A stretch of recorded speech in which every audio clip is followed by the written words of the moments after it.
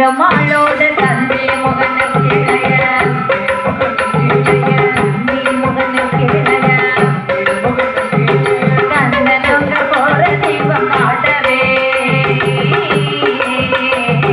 நாளை வந்து போட்டவே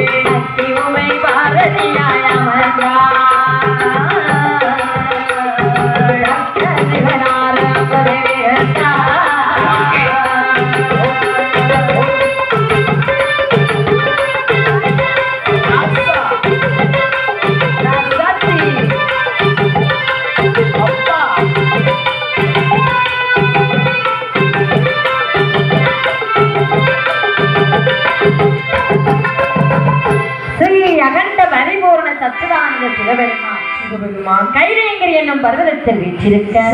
அங்கே 30 முக்கோடி தேவர்கள் 40 ரிஷிமார்கள் சங்கத்தா சமயத்தார்கள் தானவர்கள் இந்திரன் என அனைவரும் வீற்றிருக்கக்கூடிய கைலாசமலையில் சிவபெருமான் பார்வதியை துணை ஒலிக்கவாத்து சொல்லிமுத்தால் இவரையமாவி ஆணி பொன் பலகையிலே அரணு உமையும் கொலிருக்கின்றார்கள் கொலிருக்கின்ற வேளையில் அதே கைலாசம் அதிபெற்ற ரசர்கள் நிதி பெற்றவர் தேவர்கள்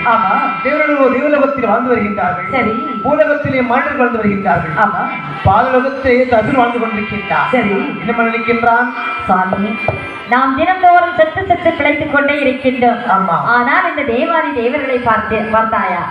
ஒரு நாள் சாகாமல் வாழ்கின்றார்கள் அவர்களைப் போல் நாமும் வாழ வேண்டும் என்று சொன்னார் நம்மை படைத்தது யாரு சிவபெருமான் அந்த தேவாதி தேவர்களை படைத்தது யாரு சிவபெருமான் ஆதலால் நான் சிவபெருமானிடத்தில் சென்று இதனுடைய ரகசியத்தை அறிய வேண்டும் ரகசியத்தை அறிந்து கொள்ள வேண்டும் சிவபெருமானத்தில் வந்தார்கள் சரி பகவானோ தேவாமித சாப்பிட வேண்டும் சொல்ல அசுரர்கள் தேவர்கள் வந்தார்கள்